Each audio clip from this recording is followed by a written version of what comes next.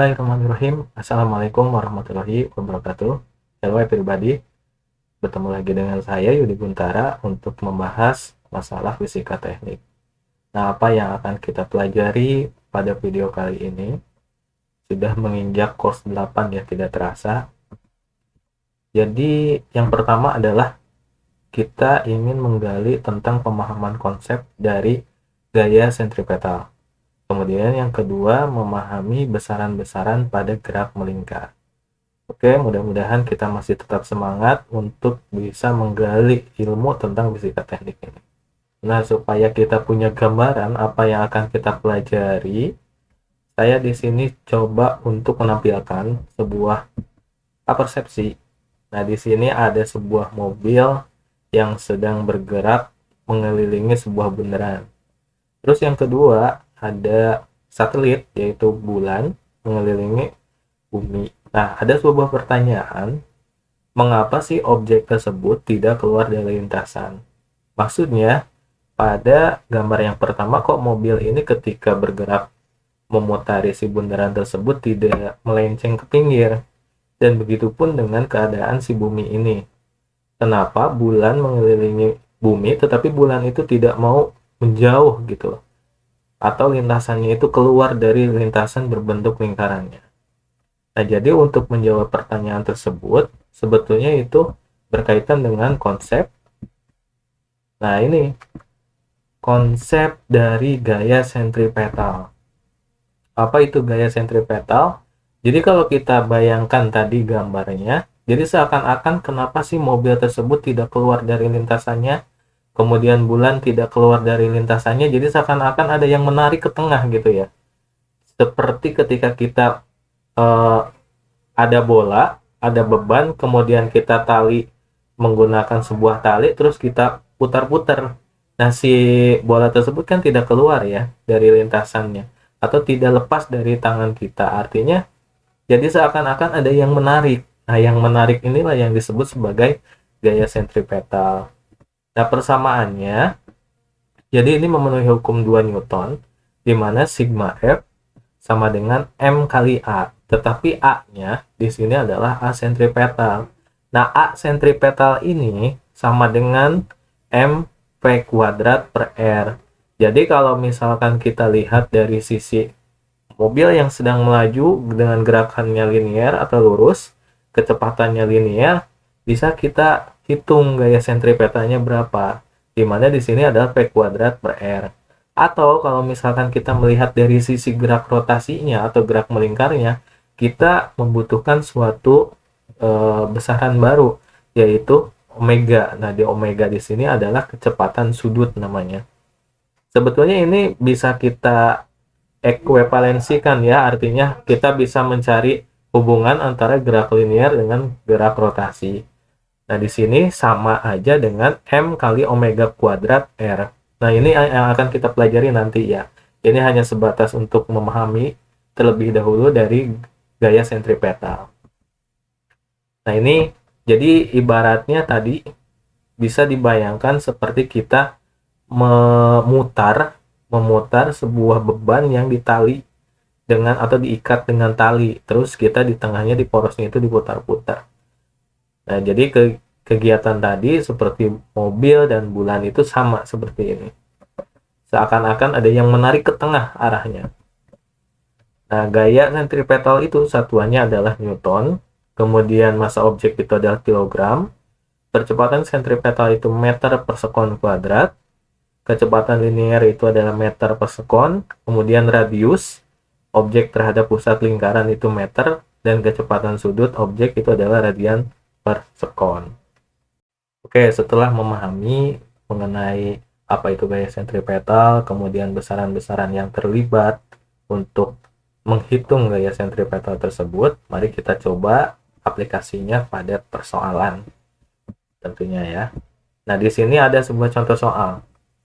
Mobil dengan massa 1.500 kg bergerak di sebuah jalan datar. Tidak lama kemudian, mobil tersebut melewati tikungan seperti yang ditunjukkan pada gambar. Jadi posisinya ini sedang bergerak melewati sebuah tikungan.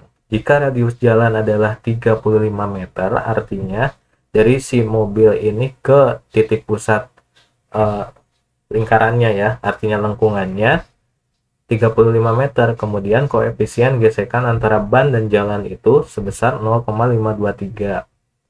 Tentukan kecepatan maksimum mobil supaya tidak tergelincir. Nah, di sini yang kalian harus perhatikan, lihat. Yang pertama ada besaran massa 1500 kg. Kemudian yang kedua ada R, jari-jari jalannya 35 meter. Kemudian ada koefisien gesekan. Koefisien gesekan itu apa lambangnya? Mu ya. Mu 0,523. Otomatis karena koefisien dia tidak mempunyai satuan. Nah, apa yang ditanyakan? Yang ditanyakan itu adalah kecepatan maksimum mobil supaya tidak tergelincir. Karena di sini tulisannya adalah kecepatan, tidak ada kecepatan sudut ya namanya. Berarti yang dicari itu adalah kecepatan liniernya, berapa maksimumnya. Jadi kecepatan lurusnya itu berapa supaya tidak keluar dari tikungan tersebut. Kan kita mungkin suka melihat ya kayak perlombaan atau race MotoGP itu, kalau misalkan ketika miring terlalu tinggi kecepatannya, itu bisa saja kita keluar dari lintasan. Nah, maksudnya seperti itu si aplikasi soal ini. Bagaimana cara menjawabnya? Ya, kita lihat satu persatu. Nah, kita coba uraikan terlebih dahulu gaya apa saja sih yang berlaku pada si mobil tersebut. Jadi kalau misalkan kita ambil dari tampak belakang, supaya kita gampang bikin dua dimensi saja ya, pasti si mobil tersebut karena mempunyai massa, artinya dia mempunyai berat. Makanya ada berat arahnya ke bawah M kali G. Kemudian karena dia bersentuhan dengan jalan, otomatis dia mempunyai yang namanya gaya normal.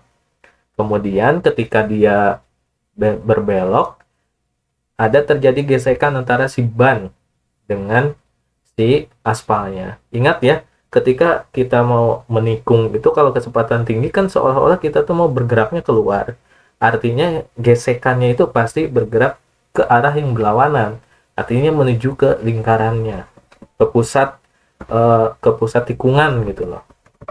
Nah, makanya di sini berlaku hukum 2 Newton sebetulnya.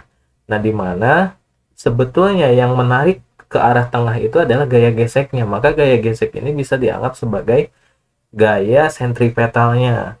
Berapa nilainya? Mu S kali N. Jadi kita ingat bahwa gaya gesek itu adalah sama dengan koefisien gesek dikali dengan gaya normalnya. Makanya di sini mu S kali N sama dengan MP kuadrat maksimum per R. Ingat tadi persamaannya ya, persamaan si gaya sentripetalnya. Nah, namun di sini yang harus kita lihat adalah gaya normalnya berapa.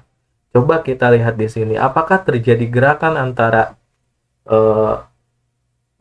maksudnya itu apakah terjadi gerakan terhadap arah vertikal? Apakah si mobil tersebut ketika melewati tikungan dia naik turun nggak? Kan tidak terjadi apapun ya terhadap sumbu Y atau sumbu vertikalnya. Artinya di sini si MG ini sama dengan si N karena tidak ada gerakan sama sekali. Mobil itu tidak naik turun, berarti berlaku hukum 1 Newton tentang kelembaman.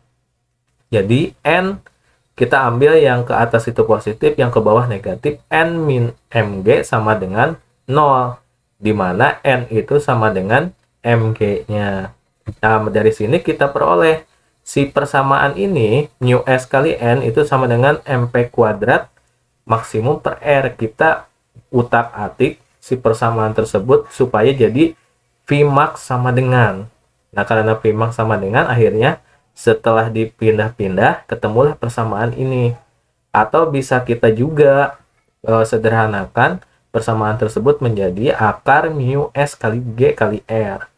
Mu S-nya diketahui 0,523, kemudian G-nya kalau misalkan diketahuinya adalah 9,8 ya tinggal dimasukkan 9,8. Kalau tidak diketahui kita bisa masukkan 10. Kemudian R-nya adalah 35 meter. Jadi Vmax-nya adalah 13,4 meter per detik. Maka si mobil tersebut kalau misalkan si kecepatannya itu melebihi 13,4, otomatis dia akan tergelincir. Begitu ya, kurang lebih untuk gaya sentripetal ini. Salah satu contohnya. Kita lanjutkan ke video selanjutnya.